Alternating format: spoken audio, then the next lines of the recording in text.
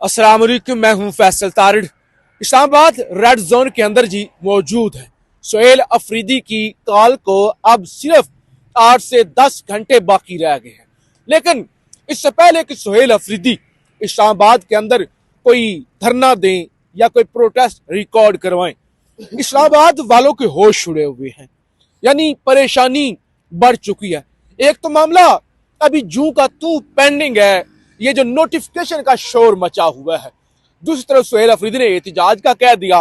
फिर अडियाला के बाहर दमादम मस्त कलंदर एक लिस्ट भी आ चुकी है जिसमें अडियाला के अंदर कौन कौन मुलाकात करेगा। तो चीजें हुकूमत के लिए बड़ी परेशानी का बायस बनती जा रही हैं। आज देखिए ना, वो मोहसिन नकवी ने प्रेस कॉन्फ्रेंस की और सारा जो था नोटिफिकेशन वाला मामला वो डाल दिया मीडिया पर, सोशल मीडिया पर। अभी वफाकी वजीर इत्तलात अताउल्लाह तारिड़ कौमी असम्बली में मौजूद थे, वो भी कह रहे थे कोई मसले वाली बात नहीं है, कोई परेशानी वाली बात नहीं है, ट्विटर पर शोर मचा हुआ है। अच्छा, तो आप कर दो। अगर मसले वाली बात नहीं है तो सब कह रहे हैं ना। ये एस्टैब्लिशमेंट ताल्लुक रखने वाले जितने भी सहाफ़ी हैं, टाउट सहाफ़ी हैं या दीगर आपके अपने लोग हैं, यानी आपके अपने से मुराद जो इस वक्त आपके साथ हैं, वरना ये लोग जो एस्टैब्लिशमेंट के होते हैं ये एस्टैब्लिशमेंट के साथ होते हैं और हुकूमतें बदलने पर फिर हुकूमतों को ऐसा लगता है ये फलानी हुकूमत के हामी है, तो वो भी थू थू कर रहे हैं ना। अगर इतना ही है कि नोटिफिकेशन वाला कोई मामला है ही नहीं तो शहबाज शरीफ कहाँ छुप कर बैठे हुए हैं। अगरचे मुर्तजा अली शाह जो कि जियो के रिपोर्टर हैं, उन्होंने भी खबर दिया कि शहबाज शरीफ 4 दिन लंदन में गुजारने के बाद वापस आने जा रहे हैं। अताउर रहमान कोहिस्तानी नौजवान सहाफी मेरे साथ मौजूद है। सबसे पहले हमने बात करनी है, ये इस्लामाबाद के अंदर दफा 144 नाफज कर दी गई है जी। और क्या दिया गया, खबरदार किसी किस्म के एहतजाज की इजाजत नहीं। अभी मेरे पास खबर आई है जब ये मैंने रिकॉर्डिंग शुरू की है कि रावलपिंडी के अंदर भी दफा 144 नाफज कर दी गई है। और रावलपिंडी के अंदर कितने दिनों के लिए? सिर्फ 1 दिन के लिए, यानी अभी नाफज हुई है और कल रहेगी, और यानी 3 तक ना, सिर्फ ये 24 से 48 घंटों के लिए दफा 144, जिसका साफ मतलब ये है कि दफा 144 सुहेल अफरीदी के खौफ से जो है वो लगाई गई है। इस पर आप बताएं, फिर नोटिफिकेशन से जुड़ी हुई और दीगर जो खबरें गवर्नर राज से जुड़ी हुई हैं उस हवाले से बात करते हैं। जी बहुत शुक्रिया जी फैसल। देखें, दफा 144, मैं एक बात पे हैरान हूँ, ये दफा 144 से मजाक बनाया हुआ है इन्होंने। ठीक है, हर बार जब भी पाकिस्तान तहरीक इंसाफ ऐलान करती है एहतजाज का या इसी तरह का कोई भी इवेंट होता है, जी दफा 144 लगवा दें, ठीक है, एक बहाना मिल जाए। और दफा 144 लगाया क्यों जाता है?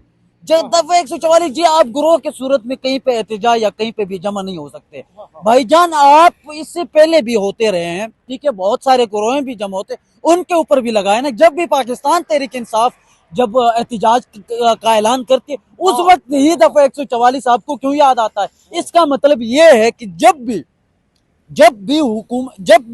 तहरीक इंसाफ मतलब एहतजाज का ऐलान करते हैं दफा 144 लग जाता है। और दफा 144 जब भी हुकूमत ने लगाया है इसका मतलब यह है कि जोर का जोड़ होगा। नहीं, भाई नहीं, आप क्या समझिए दफा 144 कोई बहादुरी से की वजह से लगाते हैं?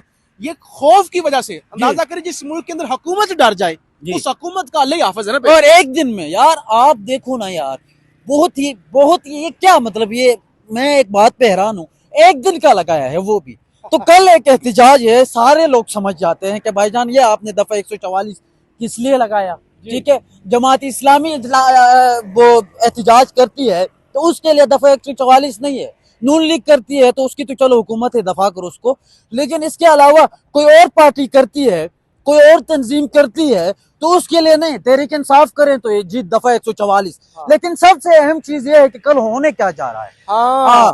कल होने क्या जा रहा है भाईजान? कल जो है ना जोर का जोड़ पड़ेगा, जोर का जोड़ पड़ेगा। और बड़ी जो है ना 20 दिन खासकर तहरीक इंसाफ के कारकुनान और रहनुमाओं के लिए भी होगा। और इस्लामाबाद हाई कोर्ट से ये शुरू हो जाएगा सबसे पहले, ठीक है।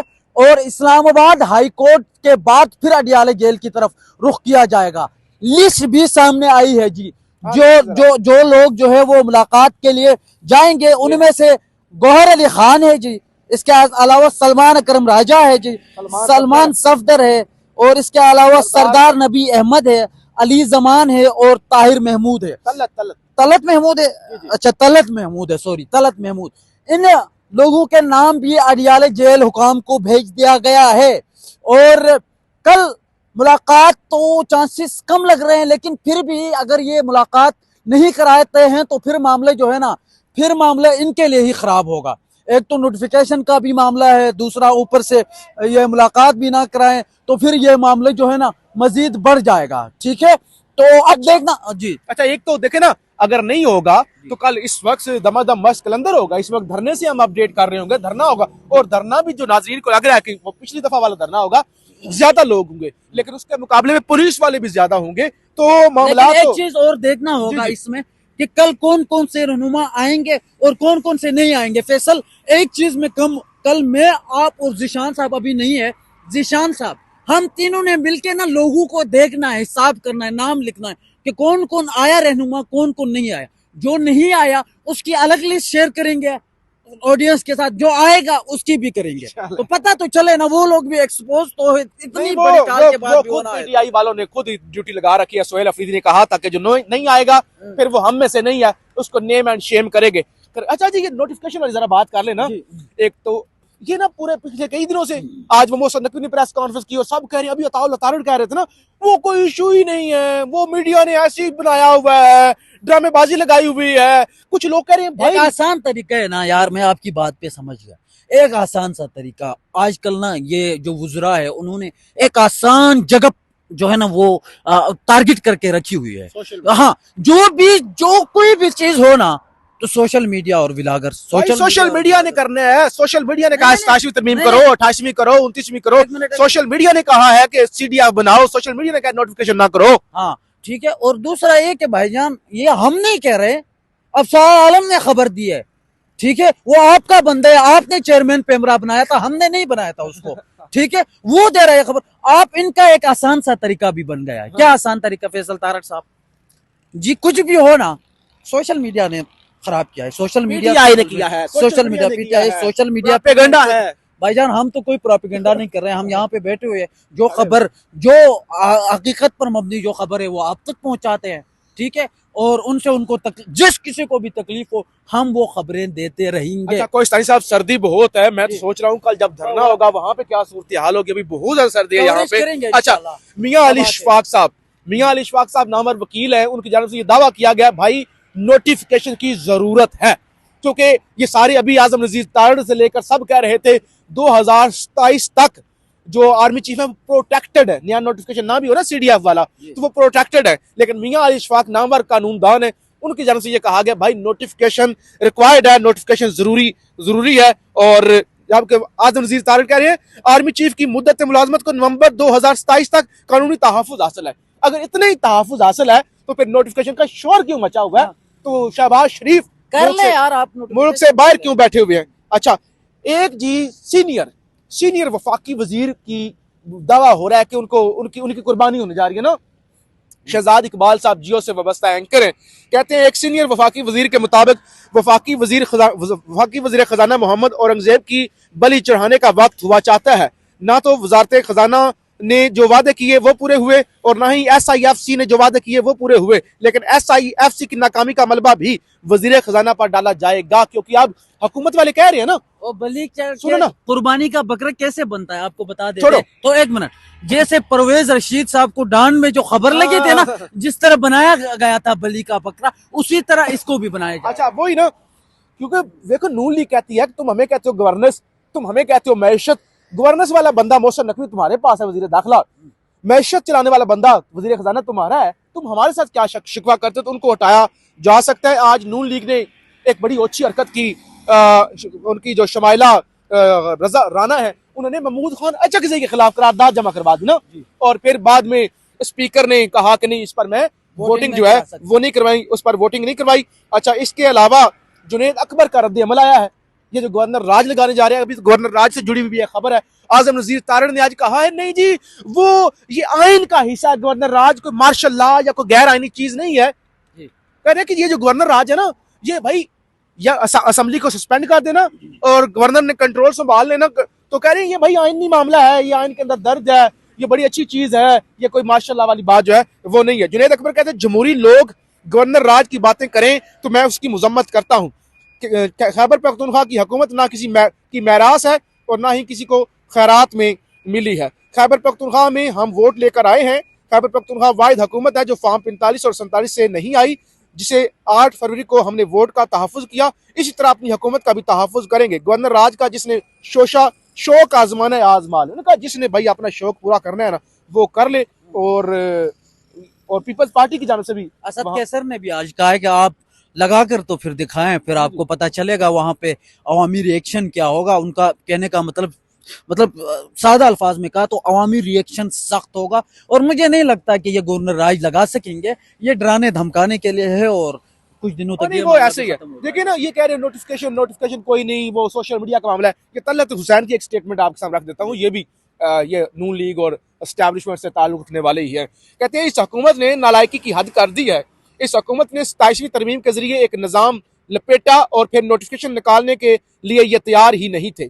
इस वक्त पाकिस्तान के पास ना तो चीफ ऑफ जॉइंट स्टाफ है और ना ही चीफ ऑफ डिफेंस। इस हुकूमत ने एक वबाल खड़ा कर दिया। अब जरा आप बताएं, वो कह रहे हैं नोटिफिकेशन की जरूरत नहीं है, तलत हुसैन कह रहा है कि भाई नोटिफिकेशन की तो जरूरत है। अब तलत हुसैन देखो, तलत हुसैन तो अब चलो ठीक है सोशल मीडिया करता है, लेकिन तलत हुसैन तो वो बंदा नहीं है ना। हाँ। तलत हुसैन तो आपकी मेन स्ट्रीम मीडिया के ऊपर प्रोग्राम करता है। हाँ। जब वो सवाल उठा रहा है तो जब वो बता रहा है आपको, ठीक है आपका बंदा है, हमारा नहीं, आपका टाउट हम जानते भी नहीं है भाई, हाँ। ठीक है आपकी टाउटगिरी करता है। जब वही सवाल उठाता है तो फिर इस चीज को समझो, थोड़ा अकल लेके आ जाओ और समझो इस चीज को, और फिर करो इस चीज को।